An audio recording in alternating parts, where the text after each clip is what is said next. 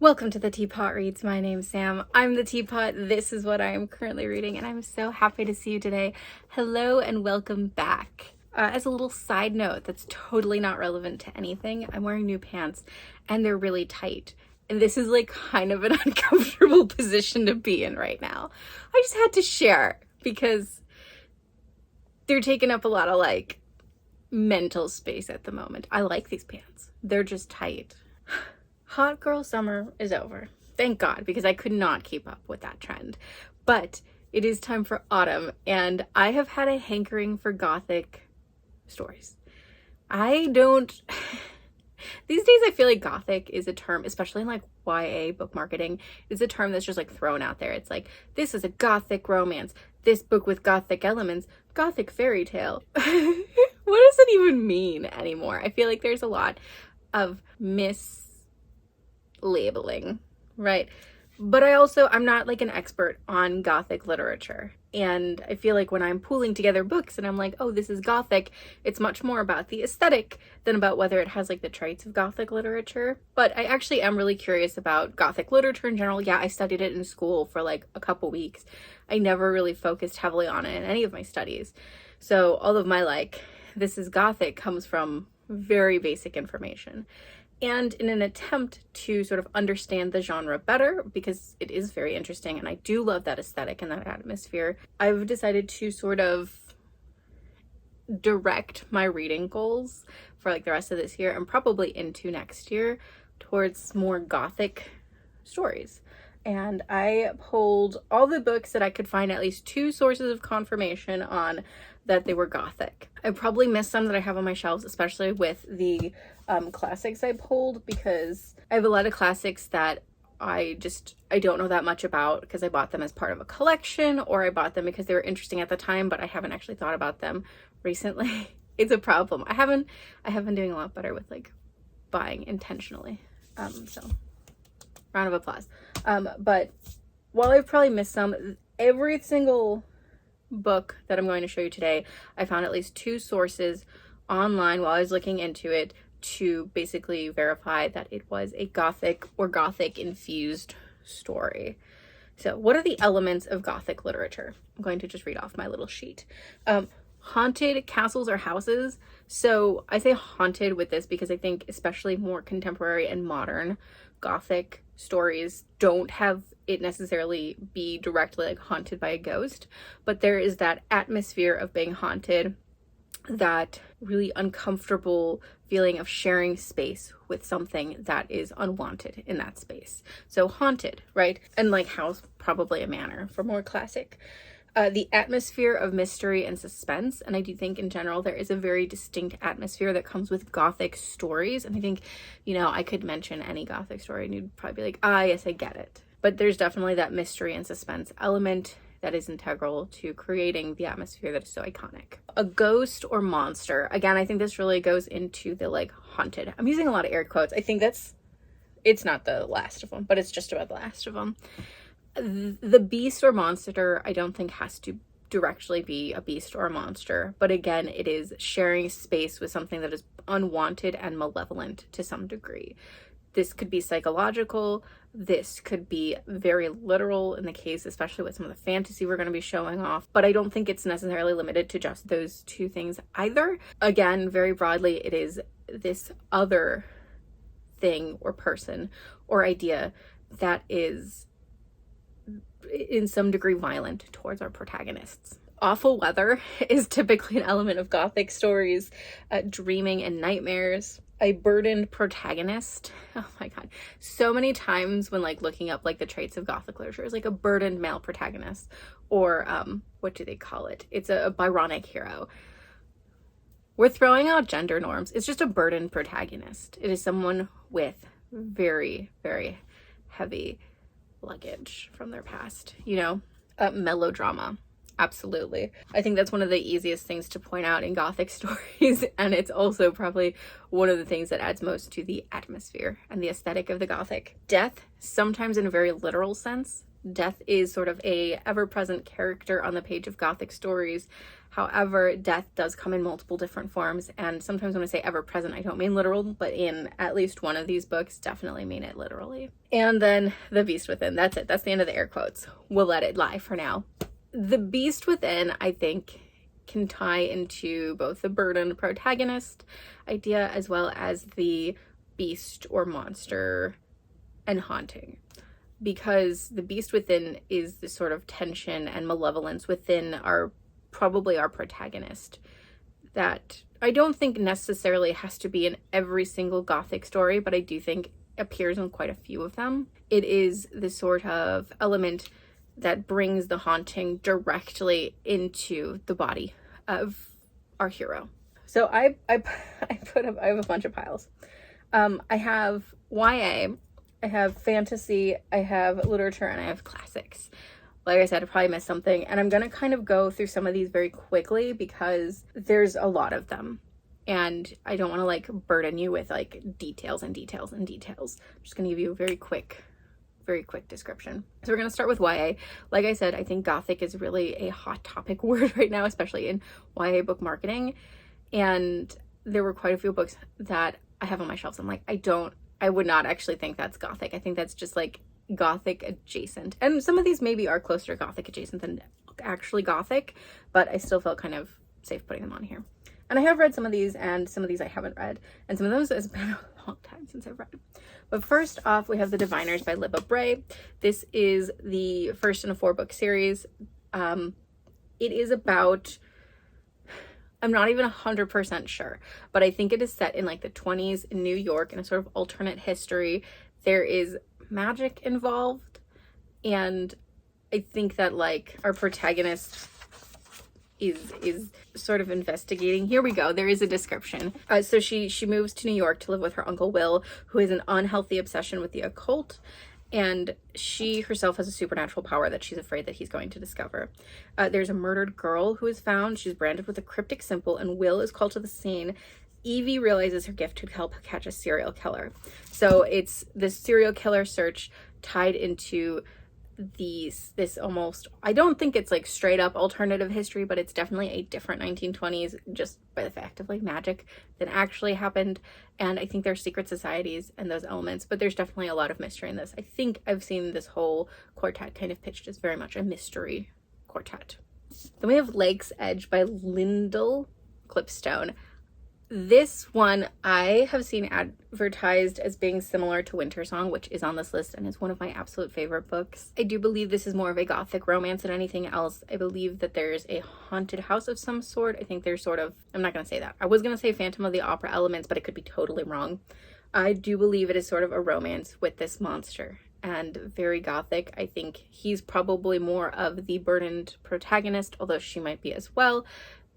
I think the cover gives off pretty well what the aesthetic is like. But yeah, Lake's Edge. And this is the first in a duet. Book 2 comes out. Actually, it might be out now. I'm not sure. Forest Fall. Then we have the Devil and the Deep Blue Sea. Then we have The Devil and the Deep Blue Sea by April Genevieve Tucholke. This is April Genevieve Tucholke's debut.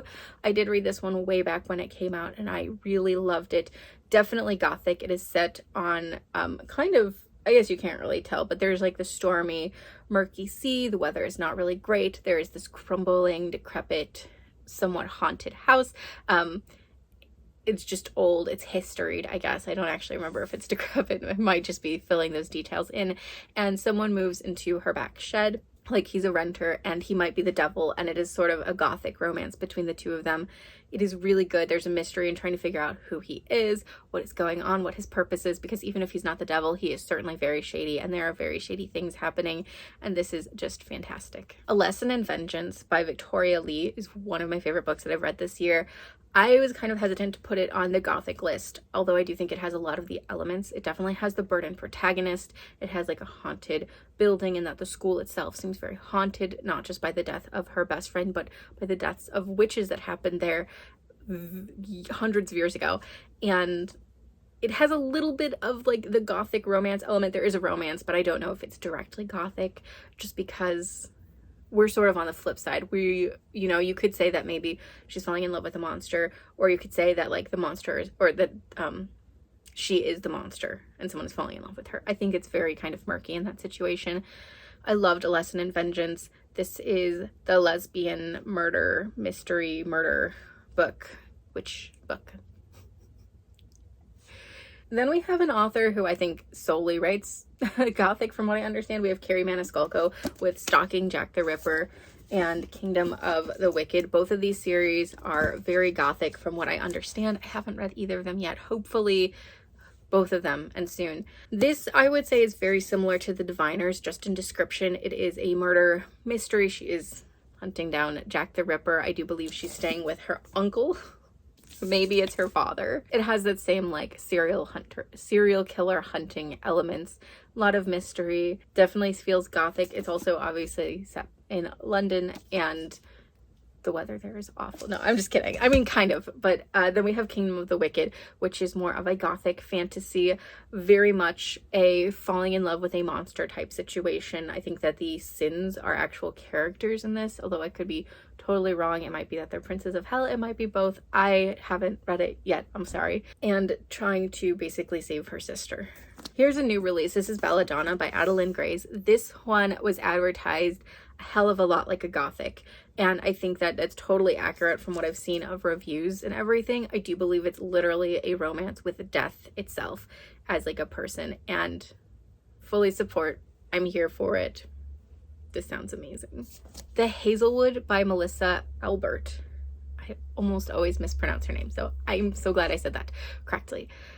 The story itself, I would not say is directly a Gothic story. There is mystery elements. There are those like haunted feelings, but I think that the fairy tales within the story are the actual Gothic pieces of this book. I do think they bleed over literally into the real world of the story, but I think more than anything, it's when we get those fairy tale pieces that the Gothic elements really come through. So that one might be more Gothic adjacent. Winter Song by S.J. Jones, one of my favorite novels of all time. Absolutely love this. I actually read it almost exactly a year ago, so that feels kind of strange. This is for the girlies who love Labyrinth, but really wanted a romance. This is that. This is that. It's so good.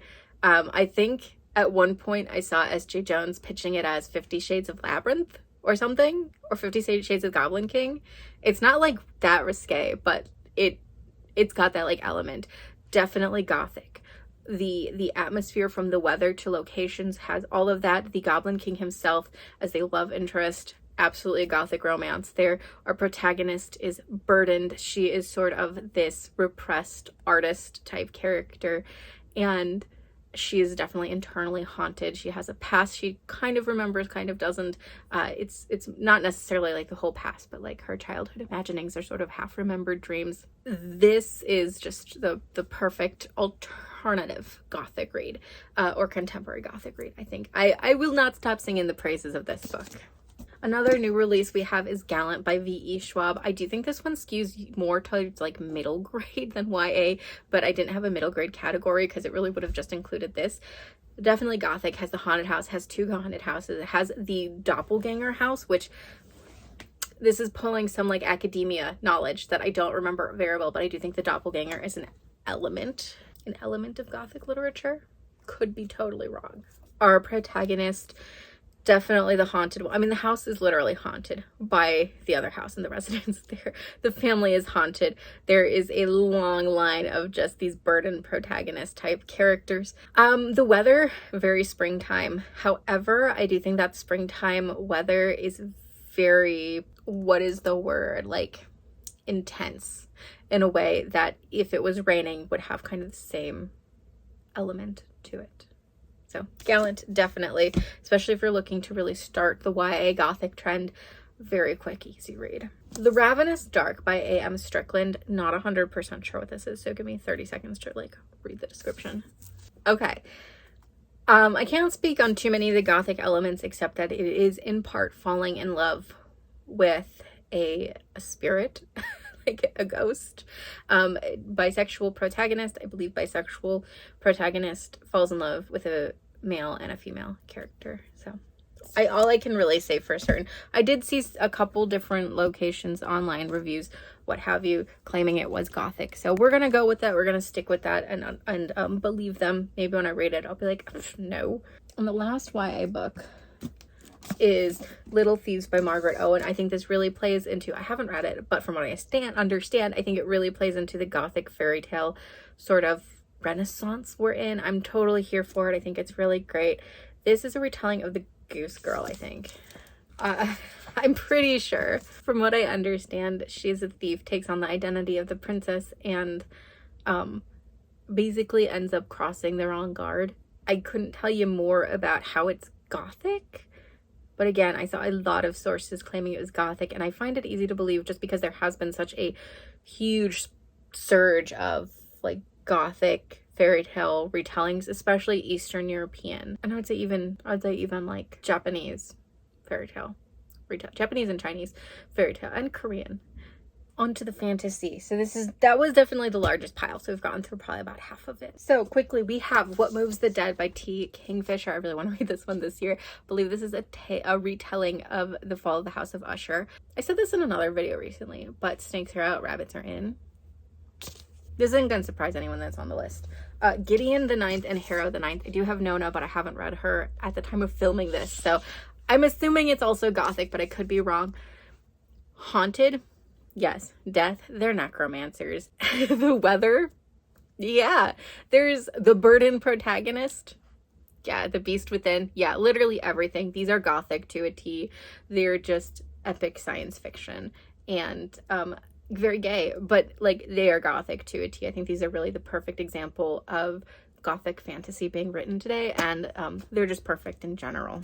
Going into that the Gothic fairy tale retelling, there were a lot that I was very uncertain if I should pull it for this video, but I couldn't find enough sources, and until I've read them myself, I can't like say for certain. But the queen of it right now is Ava Reid. We have The Wolf and the Woodsman, which I believe is a retelling of, I don't even know, but it has like elements. And then we have Juniper and Thorn by Ava Reid as well. This is the Fairy Loot edition. I don't love this cover. I prefer the American one, but this is a prettier book in general. Here. This feels more Gothic, so we'll go with that. Again, fairy tale retelling with elements. This one I believe is a retelling of a story called The Juniper Tree, which I'm not super familiar with. And then finally, for fantasy, we have Dowry of Blood. This absolutely Gothic. Haven't read it, but it is Dracula's Brides, and it is Constanta. I believe it's either her will or a letter she has written towards Dracula, or something like that, just kind of giving her side of it. It's supposed to be very lush and very Gothic. For literature, very small pile, because I'm very hesitant anytime I don't have a lot of literature, and I'm very hesitant to pull something and be like, it's Gothic, when I don't know for sure. So what have I got? Hidden Sea by Gregory Maguire. Gregory Maguire, definitely better well known for Wicked. This one, from what I understand, is a Gothic inspired retelling of the Nutcracker. Is that what it's called? Yeah, it is. I don't know why I was like, no, that's not the name of that like story. It is. And look how creepy that is. Hidden Sea, A Tale of the Once and Future Nutcracker. I actually really love the Nutcracker story, so I'm hoping to read this winter. Again, this really ties into that Gothic return towards Germanic and Eastern European fairy tales. Levona by Atesha Moshfegh. I couldn't even tell you what this is about, but every review I've practically seen either hates it or calls it Gothic. So, Orm Shadow by Priya Sharma. I picked this up sort of on a whim. I love it. It is about, I think, this island, and I do believe the island has sort of the haunted vibe. There they are, the air quotes, they're back. And there's like a sleeping dragon. The Orm is like an embodied element, and this family has lived there forever. And our protagonist in this one, Gideon Belmain, doesn't necessarily want to be there, but starts to find his only comfort in the land. And the line here that really convinces me it's Gothic is that Gideon will live or die by the Orm, as all his family has. There's something very generational, I think, about Gothic horror elements as well. And this one I don't know for sure. I saw at least 2 reviews claiming it was Gothic, but I don't know for sure. This is Lear Wife by J. Arthorpe. This is a I don't know, I guess retelling probably is the best way to describe it, but it is the story of King Lear, except told about or from the point of view of his wife, who's deceased at the beginning of the story. So I think it's probably some sort of a prequel, or maybe it's her ghost telling the story. I'm not 100% sure. Classics, and we're going to just bust through these as quickly as we can, because I don't think any of these are like weirdly or unknown classics. We have Bleak House by Charles Dickens. I do believe other titles that he's written could count as Gothic, but I think this is the one that is most well regarded to be like his Gothic book, right? Although he did write in that genre. We have The Yellow Wallpaper.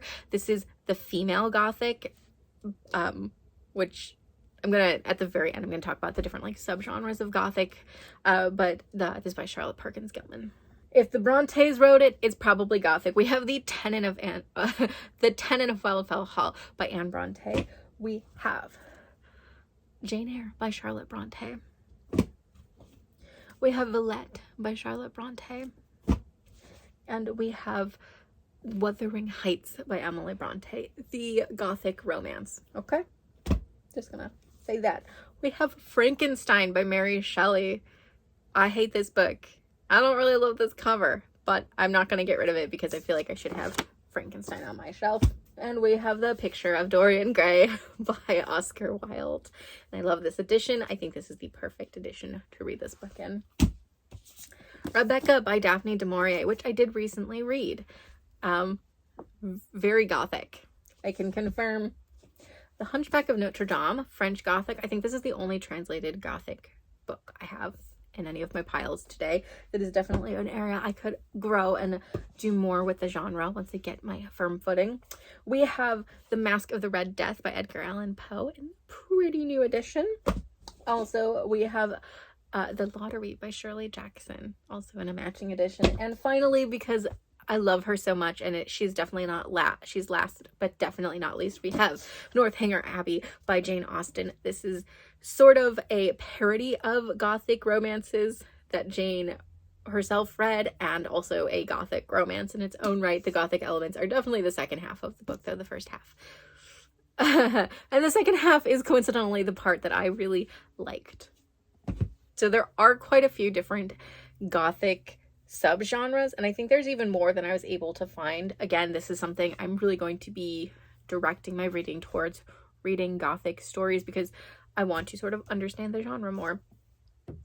So we have female Gothic, so definitely like Yellow Wallpaper. We have American or Southern Gothic, which I don't think I pulled anything, but something like Faulkner would fit into that. We have Gothic Children's Lit. I showed you a lot of teen. I would say closest to this, we probably have Gallant, though. Gothic Romance. Lots of Gothic romances on here. Victorian Horror. Gothic Fantasy. Definitely have that represented. We also have Russian Gothic, which I don't have represented. I'm interested in exploring that category quite a bit more. I do have some Russian literature on my classic shelves, but I don't know if any of them count as Gothic. And I have a very like mixed relationship with Russian literature right now. So, and then contemporary Gothic, which again, I think maybe, you know, probably La Fauna is probably what I've gotten the list from that subcategory. So if you're curious to sort of follow me through the Gothic journey, I don't know if I'll be doing like super regular videos on it, but I do want to sort of touch on it semi-regularly, and I will probably pope in, and I'll probably pop in every once in a while with a video dedicated specifically towards Gothic literature or the Gothic genre to some degree, especially if people resonate well with this video. But if you're curious and want to follow me on that journey, definitely subscribe. Or if you just want to see more content like this in general where I talk about books, please subscribe. I would really appreciate it. If you're already subscribed, thank you so much. It means the world to me. Thank you. But that is it from me today. I'm gonna go have lunch because I'm always hungry. I'm gonna sit in a more comfortable seat and ease the back pain. I will see you guys next time. If you are somewhere cold, I hope you're staying warm. If you're somewhere warm, I hope you're staying comfortable. And most of all, I hope you're reading a great book. I'll see you guys next time. Bye.